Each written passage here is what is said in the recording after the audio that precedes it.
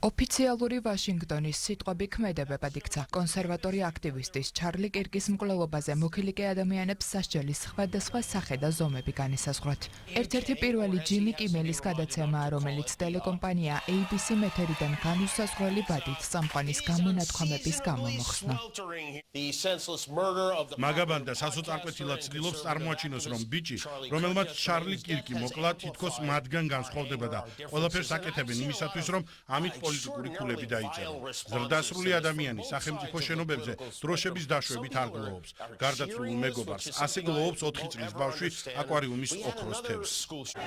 კიმელის კომენტარის შემდეგ ამერიკის შეერთებული შტატების ფედერალურმა კომუნიკაციების კომისიამ ადგილობრივ მაუწყებლებს გადაცემის დახურვისკენ მოუწოდა. წინააღმდეგ შემთხვევაში გამოძიების დაწყებითა და მაუწყებლობის ლიცენზიის შეჩერებით დაემუქრა. ტელეწამყვანის მონოლოგი მისაღები არც ნექსტარის სამაუწყებლო განყოფილების პრეზიდენტისთვის აღმოჩნდა. ალფორდმა ოფიციალური განცხადება გაავრცელა და კიმელის მონოლოგის შეურაცხყოფად შეაფასა. თუმცა კიმელის მომხრეებმა მისივე სტუდიის წინ საპროტესტო აქცია მოაწყვეს და ტელეწამყვანს სოლიდარობა გამოუცხადეს.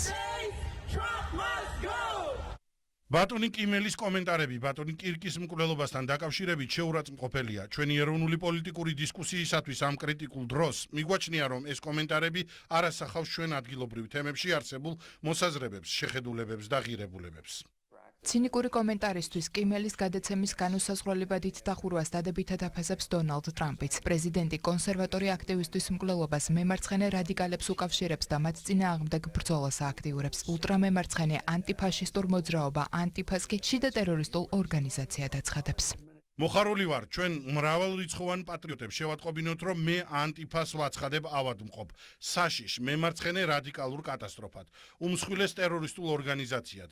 მე აგრეთვე დაჟინებით მოვითხოვ უმაღლესი სამართლებრივი სტანდარტებისა და პრაქტიკების გათვალისწინებით ყურადღებით გამოიკვლიონ იმ ადამიანების მოღვაწეობა, რომლებიც ანტიფას აფინანსებენ. ვაშინგტონი მემარცხენე რადიკალებს ღიად უპირისპირდება. ტრამპის ადმინისტრაცია და ამერიკელი სენატორები ახლა ერთი მთავარი მიზნის გარშემო ერთიანდებიან. ეს მიზანი კი მემარცხენე იდეოლოგებისა და მათი დამფინანსებლების სამართლებრივი პასუხისგებაა. სიძულვილის ენის მთავარ წამქეზებლად კი ჯორჯ სოროსს ასახელებენ. თუ ხალხს ამერიკის მთავრობის ან თანამოქალაქეების წინააღმდეგ ძალადობრივი ქმედების ჩადენისკენ მოუწოდებთ, მაშინ თქვენ ნამდვილად ტერორისტულ მოძრაობაში ხართ ჩაბმული.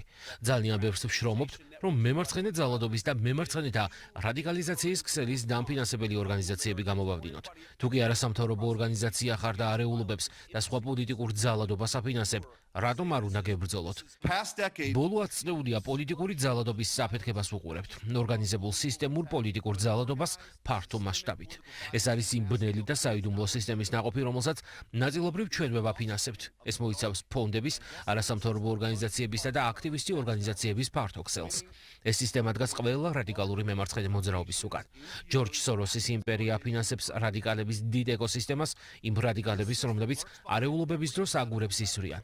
ჯორჯ სოროსის ღია საზოგადოების ფონდების დოკუმენტები, გრანტები და დაფინანსების დოკუმენტები მოვიძიეთ და აღმოვაჩინეთ, რომ 80 მილიონ დოლარზე მეტი ღია საზოგადოების ფონდებიდან გაეგზავნა 54 ჯგუფს, რომლებიც კრიმინალურ ქმედებებში, შიდა ტერორიზმში და თავდასხმების წაქეზებაში იყვნენ ჩართული. ზოგიერთი მათგანი ასოცირებულია უცხოურ ტერორისტულ ორგანიზაციასთან ან პროტერორისტულ ჯგუფებთან.